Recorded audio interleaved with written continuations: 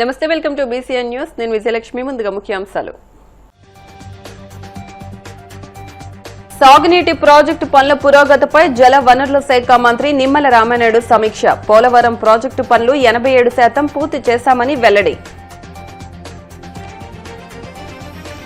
చంద్రబాబు పర్యటనపై ప్రజలకు పలు అనుమానాలున్నాయన్న వైసీపీ మాజీ ఎమ్మెల్యే టీజేఆర్ సుధాకర్ బాబు. వాటిని నివృత్తి చేయాలని డిమాండ్. తిరుమల శ్రీవారిని దర్శించుకున్న కృష్ణంరాజు సతీమణి శ్యామలాదేవి. ఆలయ మర్యాదలతో స్వాగతం పలికిన అధికారులు. రాజకీయ ప్రయోజనాల కోసమే కేసీఆర్ జల వివాదాన్ని రెచ్చగొడుతున్నారన్న సీఎం రేవంత్. గత ప్రభుత్వం తెలంగాణకు 34% వాటాకే అంగీకరించి అన్యాయం చేసిందని ఆరోపణ. పోలవరం ప్రాజెక్టు పనులు ఇప్పటి వరకు 87% పూర్తి చేశామని జలవనరుల శాఖ మంత్రి నిమ్మల రామానాయుడు తెలిపారు. సాగునీటి ప్రాజెక్టు పనుల పురోగతిపై మంత్రి నిమ్మల సమీక్ష నిర్వహించారు. నీటిపారుదల శాఖ సలహాదారు ఈఎన్సీ ఉన్నతాధికారులు సమీక్షలో పాల్గొన్నారు. జనవరి మొదటి వారంలో వెలిగొండ ప్రాజెక్టును సీఎం చంద్రబాబు సందర్శిస్తారని మంత్రి తెలిపారు.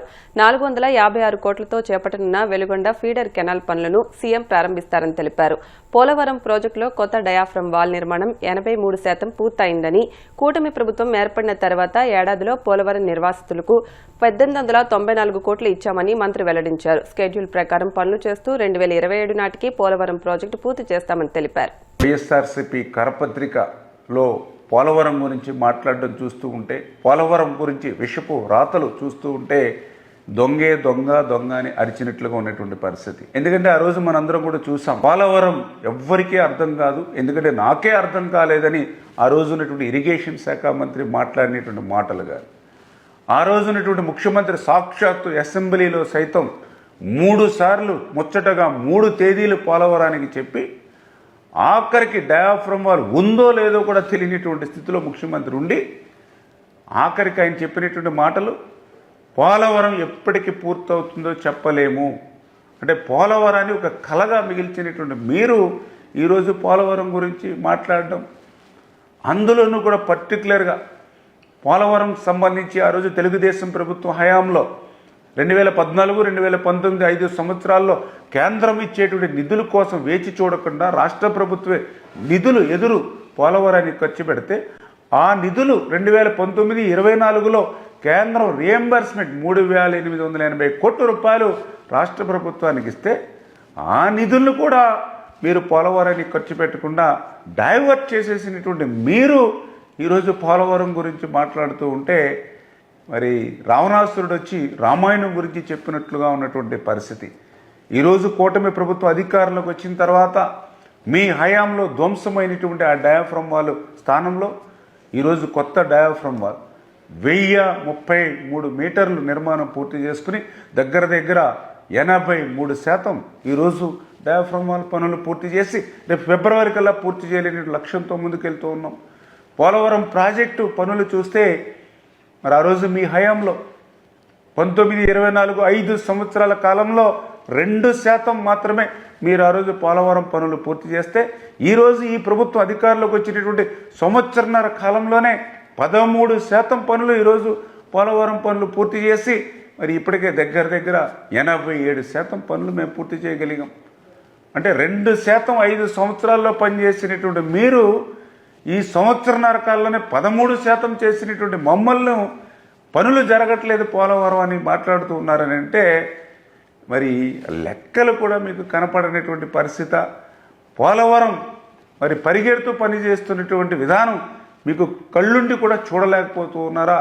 ఇవాళ అర్థం కానిటువంటి స్థితి అనేటి విషయాన్ని కూడా ఈ సందర్భంగా తెలియజేసుకుంటూ ఖచ్చితంగా 2027 డిసెంబర్ కల్లా ఆ పోలవరాన్ని పూర్తి చేసేటువంటి చంద్రబాబు నాయుడు గారి లక్ష్యంకి అనుగుణంగా పనులు ముందుకెళ్తున్నాయనే విషయాన్ని సందర్భంగా తెలియజేసుకుంటూ, అదేవిధంగా వెలిగొండ ప్రకాశం జిల్లా వెనకబడినటువంటి జిల్లా, ఫ్లోరైడ్ బాధితులు ఉన్నటువంటి జిల్లా, అటువంటి వెలిగొండను కూడా 2026 కల్లా పూర్తి చేయాలనేటువంటి చంద్రబాబు నాయుడు గారి యొక్క లక్ష్యంకి అనుగుణంగా ఈ కొత్త సంవత్సరం జనవరి మొదటి వారంలోనే చంద్రబాబు నాయుడు గారు కూడా వెలిగొండను సందర్శించి ఆ వెలిగొండలో జరుగుతున్నటువంటి టన్నెల్ 2లో క్లిష్టమైనటువంటి ఆ లైనింగ్ పనుల్ని అన్నింటినీ కూడా పరిశీలించి తదనంతరం 456 కోట్ల రూపాయలతో ఆ యొక్క వెలుగొండకు సంబంధించినటువంటి ఫీడర్ కెనాల్ పనులు కూడా ఆయన ప్రారంభించడం జరుగుతుంది.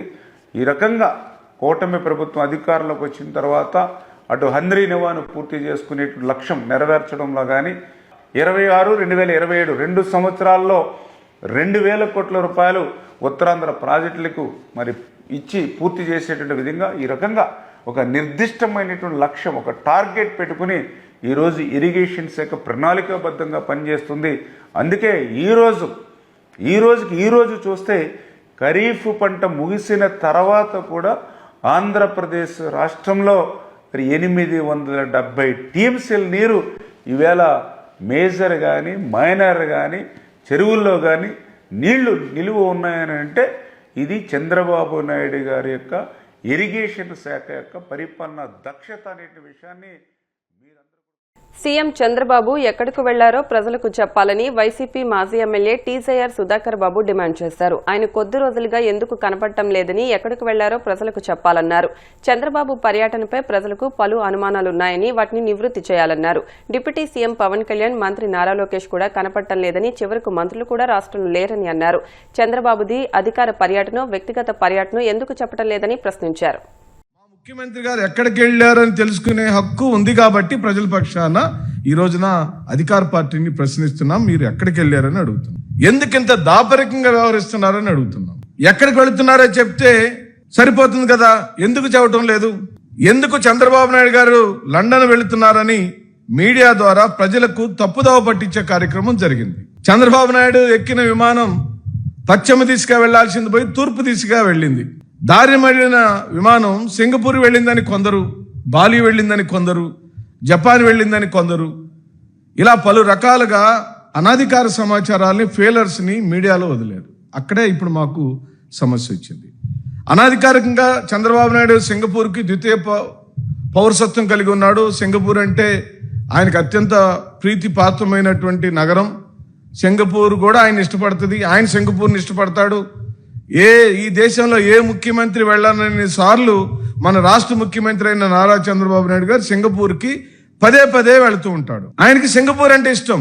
ఆ ఇష్టము ఆర్థిక పరమైన ఇష్టము, డీల్స్ పరంగా ఇష్టం, రాజకీయంగా 4 శతాబ్దాలుగా చంద్రబాబు నాయుడు పడుతున్న కష్టం, శ్రమ అంతా కూడా సింగపూర్లోనే ఉంది. లండన్ వెళ్తున్నానని చెప్పి సడన్ గా అక్కడికి ఎందుకు వెళ్ళారు? అసలు వెళ్ళారా? సింగపూర్లోనే ఉన్నారా? ఇవన్నీ అనుమానాలు. మీరు లండన్ వెళ్ళాలనుకున్నారు, కానీ అక్కడ మీ అబ్బాయి ఉన్నాడని మీకు తెలుసు. ఇప్పుడు అబ్బాయికి, నాన్నగారికి ఏమో తొందరగా నాన్నగారు మీరు దిగిపోతే నేను మరి ఎక్కాలి కదా, మన కుటుంబంలో ఒప్పందం అదే కదా అని రోజు ఘర్షణ జరుగుతుంది. మీ అందరికి తెలిసిన చరిత్ర నేను కొత్తగా చెప్పాల్సిన అవసరం లేదు. ఏ క్షణంలోనైనా చంద్రబాబు నాయుడు గారి కుర్చీకి లోకేష్ ద్వారానే గండం పొంచి ఉంది. చంద్రబాబు నాయుడు గారి కుర్చీకి గండం కాదు, ఆంధ్ర రాష్ట్రానికే గండం పొంచి ఉందని మనం చేస్తాం. చంద్రబాబు నాయుడు గారి విదేశీ పర్యటనను, దానికి కారణాలపై జరుగుతున్న చర్చను చూసి టీడీపీ నాయకులు కూడా ఆశ్చర్యపోతున్నారు. ఇదేంటారు బాబు, మన ముఖ్యమంత్రి గారు కనీసం మనకు సమాచారం కూడా ఇవ్వకుండా వెళ్ళిపోతున్నారు. ఇటు కనీసం ఏం జరుగుతుందో కూడా ఆ ఆంతరంగికమైనటువంటి ఏ ఒక్క వ్యక్తులకు, పార్టీ వ్యక్తులకు సమాచారమే ఉండటం లేదు. దీనికి కారణం ఏంటి అని చెప్పి అడుగుతున్నాం. ఎందుకు ప్రత్యేకంగా చంద్రబాబు నాయుడు గారు తన టూర్ని రహస్యంగా ఉంచాడన్న విషయాలపైన ప్రజలకు మాత్రం తప్పనిసరిగా సమాధానం చెప్పి తీరాలి. ఎందుకు అడుగుతున్నాం ఇలా అంటున్నామంటే, కొన్ని రోజుల క్రితం, కొన్ని నెలల క్రితం మా నాయకుడు, రాష్ట్ర మాజీ ముఖ్యమంత్రి శ్రీ వైఎస్ జగన్మోహన్ రెడ్డి గారు వారి కుమార్తె యొక్క చదువుల విషయమై లండన్ వెళ్ళినప్పుడు, లండన్ నుంచి ఇంకో చోటకి ఎక్కడికో వెళ్ళాడు, అసలు లండనే వెళ్ళలేదు, మధ్యలో దిగాడు అని విపరీతమైన కథనాలల్లి మా నాయకుడిని అనేక రకాలుగా అవమానపాలు కార్యక్రమాలు చేశారు కదా. ఇప్పుడు మీరు సమాధానం చెప్పండి. ఎక్కడికి వెళ్ళాడు చంద్రబాబు నాయుడు? దాచుకున్న డబ్బులను దాచుకోవడానికి పోయాడా, లేకపోతే ఎవరెవరికి దోచుకున్న డబ్బుల్ని దాచుకోవడానికి పోయాడా, ఎవరెవరికి ఎక్కడెక్కడ సంచులు ఇవ్వాలో ఆ లెక్కలు తేల్చడానికి పోయాడా, ఇచ్చిన సంచులు చేరతనే లేదో చూడటానికి పోయాడా, ఏ పని మీద వెళ్ళాడని అడుగుతున్నాం. పోనీ రాష్ట్ర ప్రయోజనాల పని మీద వెళ్ళుంటే ఏం ప్రయోజనాల కోసం వెళ్ళాడు, ఎజెండా ఏమిటి? ఒకవేళ ఎజెండా ప్రిపేర్ అయ్యి ఉంటే దాన్ని జిఐడి యొక్క విభాగము ఎందుకు ధృవీకరించలేదు? ఎందుకు ఆయన యొక్క పర్యటనలలో రాష్ట్ర ప్రజలకు సంబంధించిన ఈ అంశాల మీదన ఆయన పర్యటించబోతున్నాడు, ఈ అంశాల మీద మీటింగ్ జరగబోతుంది, తద్వారా రాష్ట్ర ప్రజలకు ఇంత మేలు జరుగుతుందని తెలుసుకోవాల్సిన బాధ్యత మా మీద, అందరి మీద, ఈ రాష్ట్ర ప్రజల మీద ఉందని నేను మరోమారు మనవి చేస్తాను. ఏ రాష్ట్ర ప్రభుత్వంలో మనం చూసాం, 1 కాదు 2 కాదు 3 విమానాలు ఈ రోజున ఈ రాష్ట్రంలో వాడుతున్నారు. పశ్చిమ గోదావరి జిల్లా నర్సాపురం టీడీపీ కార్యాలయంలో నియోజకవర్గ ఇన్ఛార్జ్ పొత్తూరి రామరాజు ఆధ్వర్యంలో ప్రజా సమస్యల పరిష్కార వేదిక కార్యక్రమం నిర్వహించారు. ఈ వేదిక ద్వారా నియోజకవర్గానికి చెందిన ప్రజల నుండి పలు సమస్యలపై వినతులు, ఫిర్యాదులు స్వీకరించబడ్డాయని రామరాజు తెలిపారు. ఈ కార్యక్రమంలో రాష్ట్ర మత్స్యకార అభివృద్ధి సంస్థ corporation chairman Kollu Peddiraju, AMC chairman Jakkam Srimannarayana, రాష్ట్ర అగ్నికుల క్షేత్రీయ సాధికార కమిటీ కన్వీనర్ మాజీ చైర్మన్ కొప్పాడ రవీంద్రనాథ్ ఠాగూర్, నర్సాపురం మండల అధ్యక్షులు ఉమామహేశ్వరరావు, జిల్లా అధికార ప్రతినిధి డాక్టర్ సిరిగినేడి రాజలక్ష్మి తదితరులు పాల్గొన్నారు.